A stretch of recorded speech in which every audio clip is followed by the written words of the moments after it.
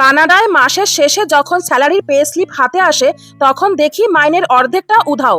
এরকমটি হলে কার না রাগ ধরে বলুন, কিন্তু কিছু করার নেই। নতুন দেশ বলে কথা, এখানে যে নিয়ম সেটা তো মানতেই হবে। এখানকার ইনকাম ট্যাক্স ফেডারেল ও প্রভিন্সিয়াল এই দুই স্তরে কাটা হয়, যা সর্বোচ্চ প্রায় 50% পর্যন্ত হতে পারে।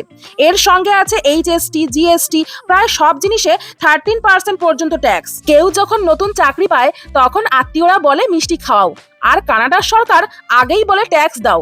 Income tax, sales tax, property tax, tax না দিলে আপনি এই দেশে থাকতেই পারবেন না। আমরা যেখানে থাকি মানে আমাদের প্রভিন্সে অন্টারিওতে শুধু এইচএসটি 13%, মানে $10 জিনিস কিনলে এখানকার সরকার বলে আমারও $1.30 লাগবে। তবুও এই দেশের মানুষজন এই দেশটাকে বড্ড ভালোবাসে, কারণ এই ট্যাক্সের মাধ্যমেই চলে এই দেশের ফ্রি চিকিৎসা ব্যবস্থা, ফ্রি শিক্ষা ব্যবস্থা এবং রাস্তার হিমশীতল গর্ত মেরামতের আশা।